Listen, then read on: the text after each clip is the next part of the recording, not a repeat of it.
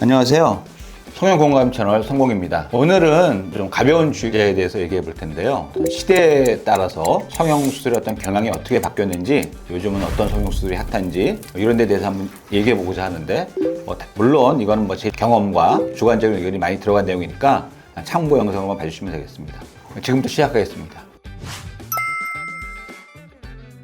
미국 같은 경우는 사실 코 성형이 어떤 시작점이고 대세였는데, 그 시대를 정확히 구분하기 어렵지만 당연히 이제 우리나라의 성형수술의 어떤 시작은 눈 성형수술이고, 지금도 성형수술 개수로 보면 가장 많은 성형수술 개수일 수 있어요. 눈 성형수술로 시작이 됐고, 그 다음에는 이제 코 성형수술이 이제 많이 유행하고 많이들 하기 시작했고, 어떻게 보면은 기술적으로 접근하기 쉬운 수술부터 접근하고 조금 더 이 수술 범위가 넓어지는 쪽으로 이제 유행을 탄다기보다는 환자도 그렇고 의사도 그렇고 이제 점점 접근하는 게 많아지는 것 같아요. 그래서 코 성형 수술이 이제 유행하게 됐죠. 이제 그 다음에는 사람들이 이제 바디에 관한 수술, 지방 흡입이라든지 아니면 가슴 수술이라든지 어떤 복부의 처짐에 대한 성형수술 이런 것들도 이제 하기 시작했고, 그 다음에는 이제 좀 약간 고난이도의 수술, 사람들이 상상했지만 함부로 할 수 없었던 안면 윤곽에 대한 어떤 수술이 짧은 기간이지만 유행했고, 한 발 더 나가서 양악 수술이 있겠습니다.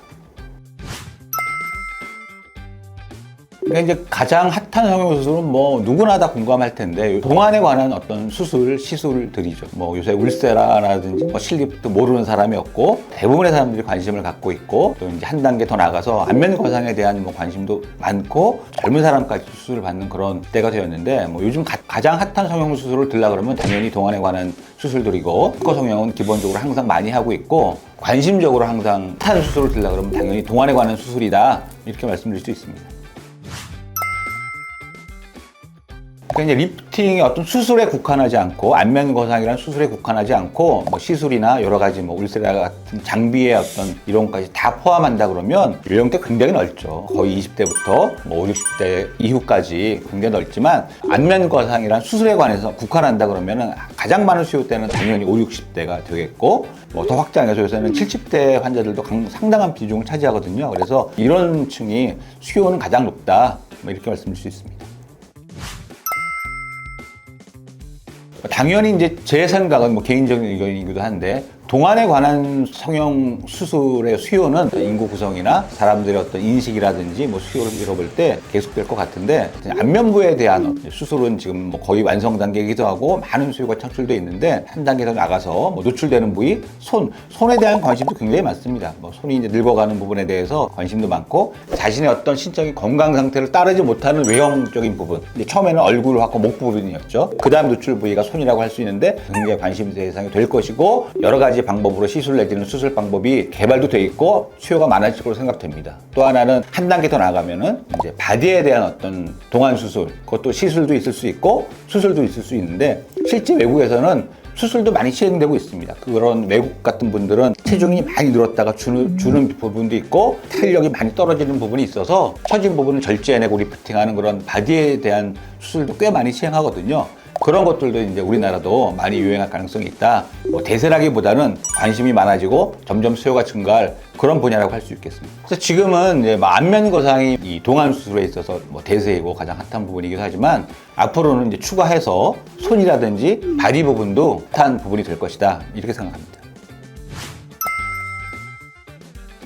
그래서 이런 데 대한 내용은 제가 따로 동영상도 만들기도 했고, 여러 가지 안내를 많이 드렸는데, 다시 한번 요약드리자 그러면, 제일 중요한 거는 성형외과 전문의이면서 리프팅에 관한 수술을 전문적으로 하고 계시는 원장님인지 중요하겠죠. 그런 원장님이 경험은 얼마나 되며, 그분의 어떤 결과를 미뤄볼 때 수술적인 자질이 어떻게 되시는지 이런 걸 잘 파악해야 할 것 같고, 그러니까 이제 환자분들이 원장님을 선택하는데 이 비용적인 면을 고려를 안 할 수가 없어요. 안 할 수가 없고, 근데 이제 여기서 제가 한 가지 드리고 싶은 말씀은, 다른 모든 조건들을 다 자기가 참고해서 비용적인 면을 고려하셔야 되지만, 비용적인 면을 우선해서 원장님을 고르시면 절대로 안 된다. 또 비용적인 면을 앞세워서 환자를 가격으로 현혹하는 이런 병원들도 꽤 많이 있기 때문에 유의하셔야 됩니다. 그래서 가격적인 면은 이제 두 번째 고려 대상이고, 제가 처음 말씀드렸던 조건을 충족하는 그런 범위 내에서 가격적인 면을 고려하시는 게 좋다. 그리고 이제 환자분들은 요새 이 지식이 많아서 여러 가지 질문도 많이 하시고 그러는데, 상담을 상담을 하고 저희 병원에 와서 저한테 수술 받으신 분한테 들은 바인데 굉장히 좀 이렇게 뭐 미스테리한 부분, 수술 시간이 몇 시간 걸리는지,